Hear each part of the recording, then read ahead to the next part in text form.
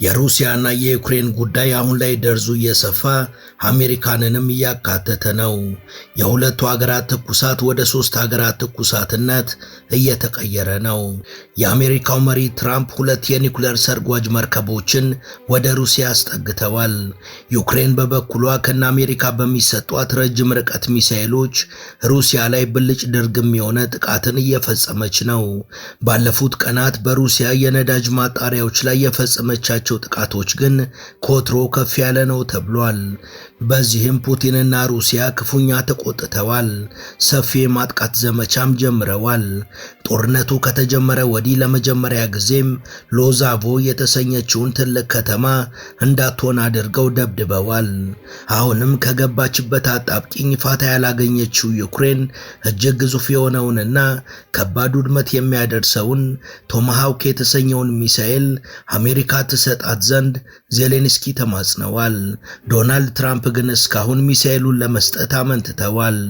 የሩሲያው የውጭ ጉዳይ ሚኒስቴር ሰርጌይ ላቭሮቭ በበኩላቸው ከዚህ በኋላ የዩክሬን ረጅም ርቀት ሚሳኤል ሩሲያ መሬት ላይ ካረፈ ከአሜሪካ ጋር ከባድ ጸብ እንፈጥራለን ብለዋል። US President Donald Trump has signaled he is not yet ready to deliver US-made Tomahawk missiles to Ukraine during a meeting with Volodymyr Zelensky at the White House. The Ukrainian president came to Washington seeking access to the long-range weapons.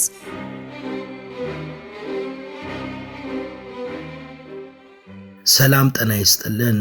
በመላው ዓለም የምትገኙ ውድ የመሿለኪያ ቤተሰቦች በዛሬው መሰናዷችን ወላፈኑ የባሰ እየተጋጋለ ስለመጣውና አሜሪካን በግልጽ ጣልቃ እየገባችበት ስላለው የሩሲያና የዩክሬን ግጭት እናወጋችኋለን።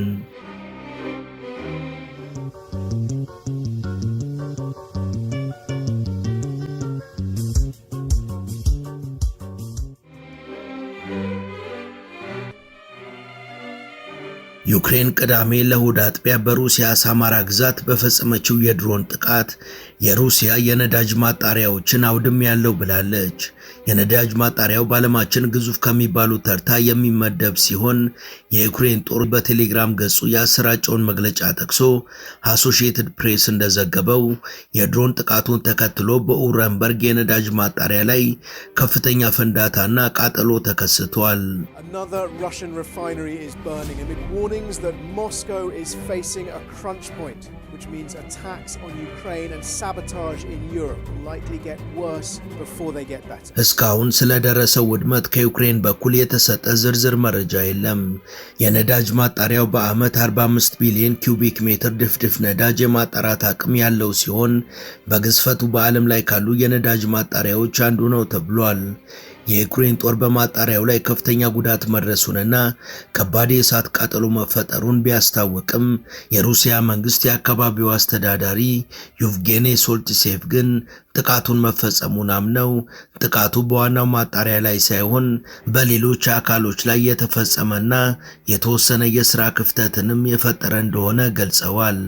ሩሲያ በበኩሏ ቀደም ባሉ ሳምንታት በዩክሬን የተለያዩ ግዛት የሚገኙ የኤሌክትሪክ መሰረተ ልማቶች ላይ ጥቃት በመፈጸም የኤሌክትሪክ ኃይል ማቋረጧን ኪየቭ በተደጋጋሚ ከሳለች። ሩሲያ ግን የኤሌክትሪክ መሰረተ ልማቶቹ ለወታደራዊ አገልግሎት የሚውሉ ናቸው በማለት ወቀሳውን ውድቅ አድርጋለች።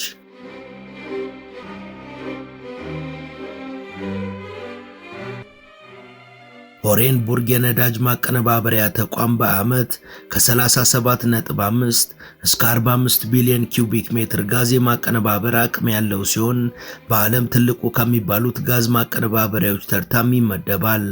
ከዩክሬን ግዛት 1700 ኪሎ ሜትር ርቀት ላይ የሚገኝ ሲሆን ከካዛኪስታን ጋዝ ተቀብሎ የሚቀነባበርበት ነው። ሌላው ኖቮኮይ ቤሽቬስኬስ የነዳጅ ማጣሪያ በሳማራ ክልል የሚገኝ ሲሆን በዓመት ከ4.9 እስከ 8.8 ሚሊዮን ቶን የነዳጅ ማጣራት አቅም አለው። የተቋም የሩሲያን ጦር የሚደግፍ ነዳጅን ያቀርባል። ጥቃቱ ከተፈጸመ በኋላ በአካባቢው ፍንዳታና ከፍተኛ የሚንቀለቀል እሳት ተከስቷል። በኖቮኮይ ቤሽቬስኬስ የነዳጅ ማጣሪያ ላይ የድሮን ጥቃት ሲፈጸም ሩሲያ 45 ድሮኖችን መጥለፏን ገልጻለች። ከነሐሴ 2025 ጀምሮ ዩክሬን 58 ጥቃቶችን በሩሲያ ተቋማት ላይ ፈጽማለች። ዩክሬን ጥቃቶቹን የሩሲያ ጦርን የሚደግፉ ተቋማትን ለማዳከም እንደሆነ ተናግራለች። የዩክሬኑ ፕሬዝዳንት ቭላዲሚር ዜሌንስኪም የሩሲያን የነዳጅ ኢንዱስትሪ ማዳከም ጦርነቱን ለማሸነፍ ይረዳል ብለዋል። They don't have successful steps on the battlefield and it's good. I think that their army is weak now. ሩሲያ ሆን ብላ ጦርነቱን ማራዘም ትፈልጋለች። ምክንያቱም ፑቲን ጦርነቱን ካቆመ ምንም የህዝብ ድጋፍ አያገኝም። ስለዚህ ጦርነቱ ቶሎ እንዲቆም ሀገራት እኛን በረጅም ርቀት ሚሳኤሎች ሊያግዙ ይገባል። ያን ካደረጉ የሩሲያ የኃይል ተቋማትን መደምሰስ እንችላለን። ያንን ካደረግን ደግሞ ጦርነቱን በቶሎ መጨረስ እንችላለን።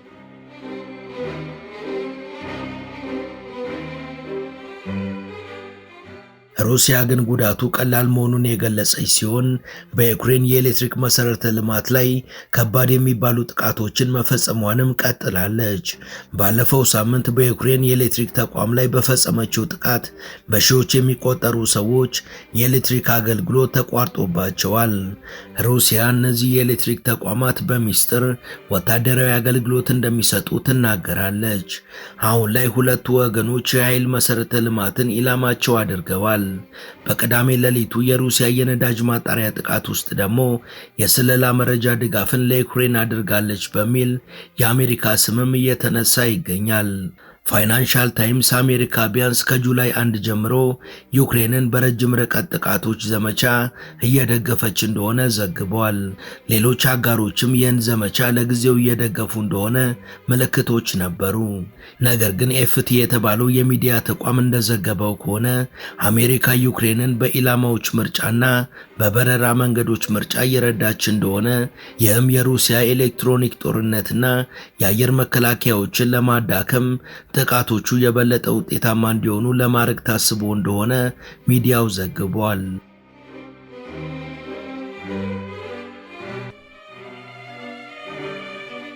በዚህ ሳምንት ክሬሚያ ውስጥ ያለው የፌዶሲያ ዘይት ተርሚናል ኦክቶበር 13 ቀን ከተመታ በኋላ እስከ ኦክቶበር 15 ቀን ድረስ ማለትም ለ3 ቀናት ተኩል እየተቃጠለ ነበር። የዩክሬን ጦር ኃይሎች በዛ ቦታ ካሉት 34 የዘይት ማከማቻ ታንኮች ውስጥ ቢያንስ 16ቱ የተበላሹ እንደሆነ ተናግረዋል። በኦክቶበር 11 እና 15 ቀንም በኡፋ ውስጥም ጥቃቶች ተሰንዝረዋል። ከዩክሬን ግዛት ወደ 1200 ኪሎ ሜትር ርቀት ላይ የሚገኙት መሃል የባሸኔፍቴ ዘይት ማጣሪያ ላይና በኦርግሴኔስቲ ውስጥ በኢንዱስትሪያል አካባቢ ዙሪያ ጥቃቶች ተሰንዝረዋል።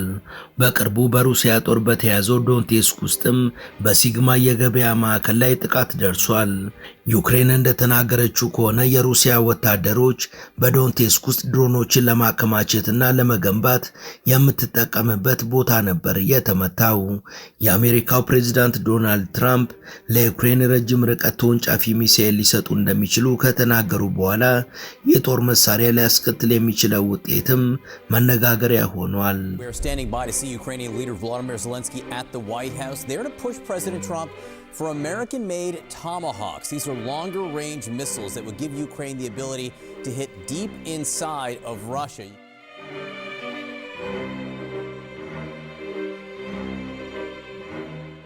ዶናልድ ትራምፕ አርብ ዕለት ከዩክሬኑ ፕሬዝዳንት ዜሌንስኪ ጋር በዋይት ሃውስ በተገናኙበት ጊዜ ከተወያዩባቸው ነጥቦች አንዱ የዚህ መሳሪያ ጉዳይ ነው። ዜሌንስኪ ሩሲያን መልሶ ለማጥቃት ከአሜሪካ ወሳኝ ወታደራዊ ድጋፍ እንዲደረግላቸው ሲጠይቁ ቆይተዋል። በእጅጉም ተማጽነዋል።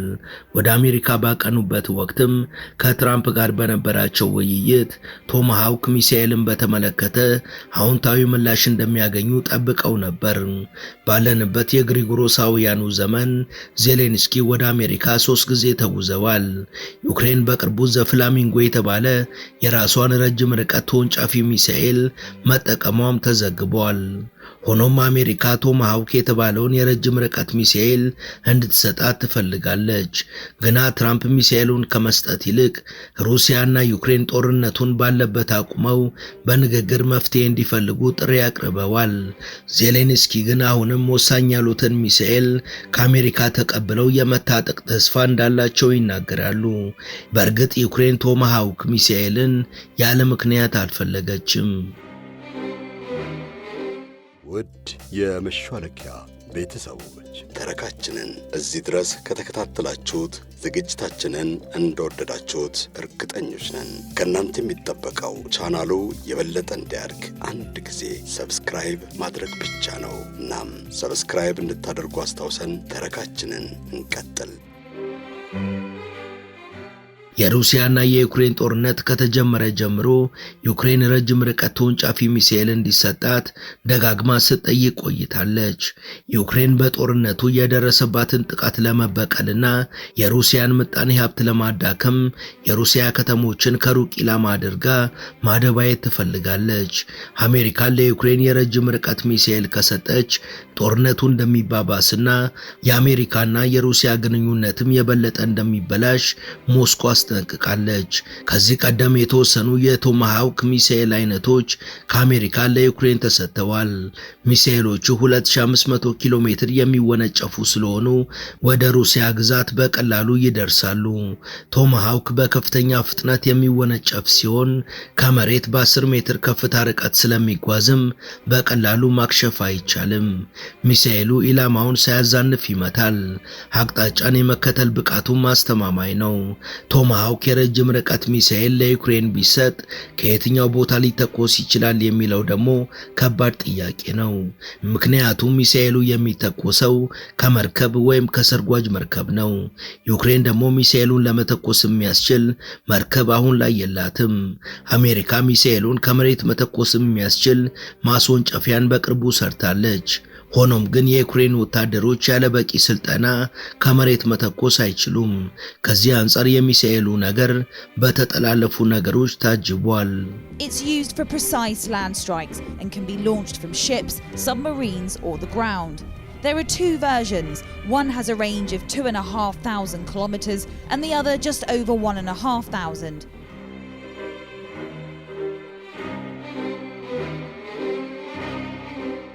ኢላማውን የማይስት ረጅም ርቀት ተወንጫፊ ሚሳኤሉ ጥቅም ላይ ሲውል የአሜሪካ የስለላ ተቋማት ብዙ ገዛ ማድረጋቸው አይቀርም። አሜሪካ በምታቀርበው የስለላ መረጃ ላይ በመመስረት ዩክሬን ጥቃት ስትሰነዝር እንደቆየች የአደባባይ ሚስጥር ነው። ከወራት በፊት አሜሪካ ለዩክሬን የደህንነት መረጃ ማጋራትን በጊዜያዊነት አቋርጣ ነበር። ፋይናንሻል ታይምስ እንደዘገበው የአሜሪካ የደህንነት መረጃ ዩክሬን በሩሲያ የነዳጅ ኃይል ተቋማትን ኢላማ በማድረግ እንድትመታ በእጅጉ አግዟል። ለጉዳዩ ቅርበት ያላቸው ምንጮች እንደሚሉት አሜሪካ የምታቀብለው መረጃ ዩክሬን ሚሳኤሉን ስትተኩስ አቅጣጫና ርቀትን ከግምት አስገብታ እንድታነጣጥር የሚረዷት ናቸው። ዩክሬን የሩሲያን የአየር ክልል አልፋ ጥቃት እንድትፈጽም የሚያግዘውም ይኸው የስለላ መረጃ ነው። ዩክሬን ቶማሃውክ ሚሳኤል ከተሰጣት ደግሞ ሚሳኤሉን ለመተኮስ በሚደረገው ዝግጅት የአሜሪካ ባለሙያዎች የግድ መሳተፍ እንዳለባቸው ተንታኞች ይናገራሉ። ቶማሃውክ በሺዎች የሚቆጠሩ ሚሳኤሎችን ይይዛል። ሩሲያ ያላት የመሳሪያ ብዛት ከፍተኛ ስለሆነ እንዲህ ያሉ መሳሪያዎች ለዩክሬን መልሶ ማጥቃት ከፍተኛ ሚናን ይጫወታሉ። አሜሪካ ከቻይና ጋር ጦርነት ልትገባ ትችላለች የሚል ስጋትም ስላለ የዩክሬንና ሩሲያን ጦርነት ገጽታ ሊቀይር የሚችል ከፍተኛ መሳሪያ ለዩክሬን የመስጠቱ ዕድል በእጅጉ ጠባብ ነው። ሆኖም ግን ለዩክሬን የሚሰጠው መሳሪያ ጥቂትም ቢሆን የጦርነቱን አካሄድ ሊቀይር የሚችልበት ዕድል እንዳለ የሚያምኑ በርካታ ተንታኞች አሉ።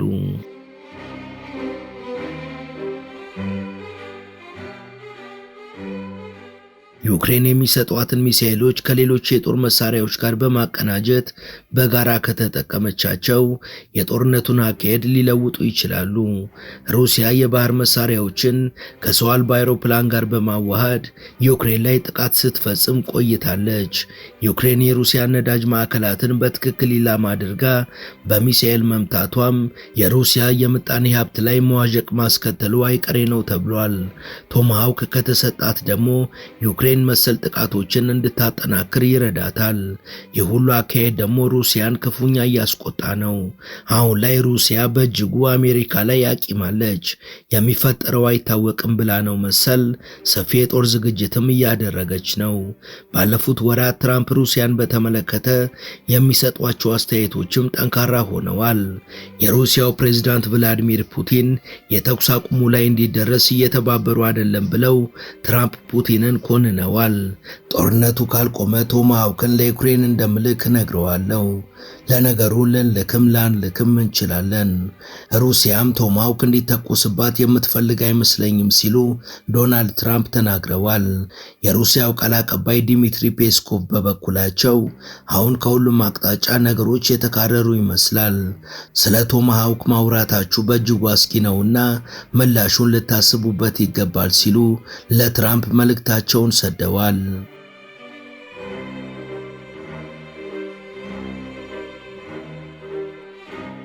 የቀድሞው የሩሲያ ፕሬዝዳንት ዲሚትሪ ሜድቬዴቭ በበኩላቸው ሩሲያ ምን አይነት ምላሽ ትሰጣለች የሚለው ትክክለኛ ጥያቄ ነው።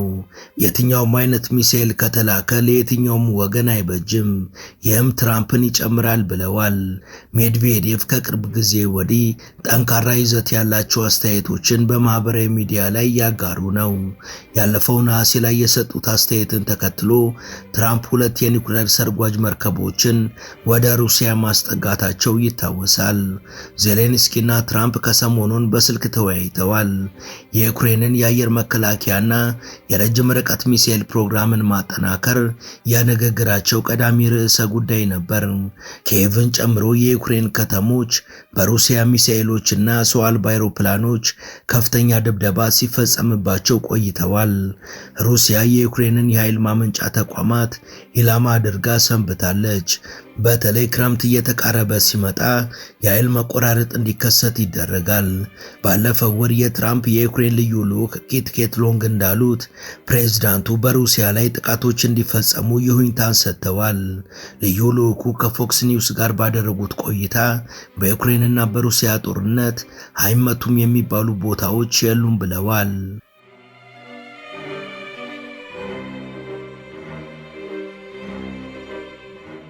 ዩክሬን በሩሲያ ላይ ረጅም ርቀት ጥቃት ለማድረስ እንዲያስችላት በማሰብ ከአሜሪካ ቶማሃውክ ክሩዝ ሚሳኤሎችን ለማግኘት ደፍራ መጠየቋ በርካቶችን አስገርሟል። ትራምፕ ግን እስካሁን በዲፕሎማሲ ላይ ትኩረት በማድረግ ማመንታታቸውን ገልጸዋል። በአሁኑ ጊዜ አሜሪካ ወደ 1000 ገደማ ቶማሃውክ ሚሳኤሎችን ለዩክሬን መስጠት የሚያስችል ክምችት አላት። ቶማሃውክ ሚሳኤል የረጅም ርቀት ሶኒክ ክሩዝ ሚሳኤል ሲሆን በዋናነት ለመሬት ጥቃት የተነደፈ ነው።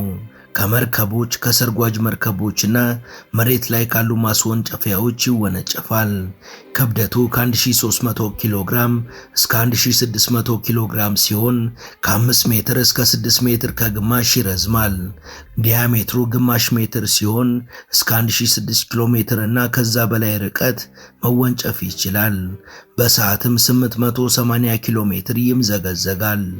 ይህ ሚሳኤል በዝቅተኛ ከፍታ ላይ በመብረር ከጠላት ራዳር በማለፍ በትክክለኛ ሁኔታ ኢላማዎችን ይመታል። ለዩክሬን ይህ ሚሳኤል በሩሲያ ውስጥ ትልቅ ኢላማዎችን ለመምታት ያስችላታል። ይህም በጦርነቱ ላይ ትልቅ ተጽዕኖን ሊያሳድር ይችላል። ነገር ግን የአሜሪካ አስተዳደር የጦርነቱ መጠን ሊጨምር ይችላል በሚል ስጋት ምክንያት ለዩክሬን ለመስጠት ማመንታቱን መረጃዎች ጠቁመዋል።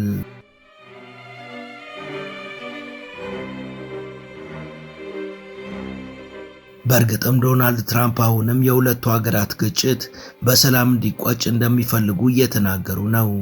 ነገር ግን ያለፉትን 2 ወራት ከዩክሬን ጋር ሽርብትን ከማለታቸው አንጻር በቀጣይ የትኛውም ነገር ሊፈጠር እንደሚችልና እሳቸውም ለዩክሬን የትኛውንም ነገር ከመስጠት ወደ ኋላ ሊሉ እንደማይችሉ ያስታውቃል። ትላንት ምሽትም በዚህ ዙሪያ ሰፊ ዘገባ ይዞ የወጣው ሂንዱስታን ታይምስ ሩሲያ ከወዲሁ ነገሮችን መዘጋጀት መጀመሯና እጅግ ግዙፍ በሆነ ቦምብ ዩክሬንን ስትደበድብ ማደሯን ገልጿል። ሎዞቫ የምትባለው የዩክሬን ከተማም ለመጀመሪያ ጊዜ የሩሲያን ጡጫ ቀምሳለች። እንዳይሆኑ ሆና ስትነድም አድራለች።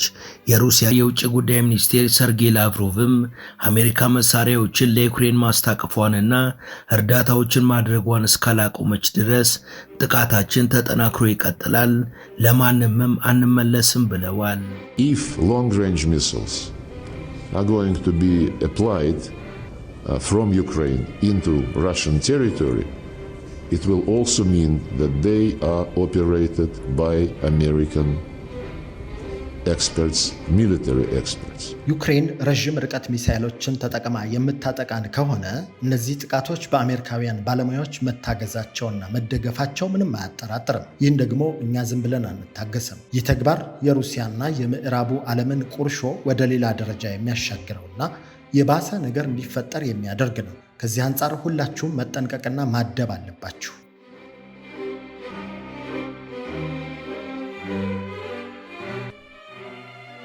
ወደ ቻናላችን ቤተሰቦች ለዛሬ ያሰናዳንላችሁ ይህን ይመስል ነበር። እስከ ዝግጅታችን ፍጻሜ አብራችሁን ስለነበራችሁ ከልብ እናመሰግናለን። በቀጣይ ቢሰሩ የምትሏቸውን ርዕሰ ጉዳዮች ብትጠቁሙን ደስ ብሎን እንቀበላለን። ቻናላችንን ሰብስክራይብ ማድረግ፣ የደውል ምልክቱን መጫንና ላይክ ማድረግ አትዘንጉ እያልን ለዛሬ በዚሁ ተሰናበትን። መልካም ጊዜ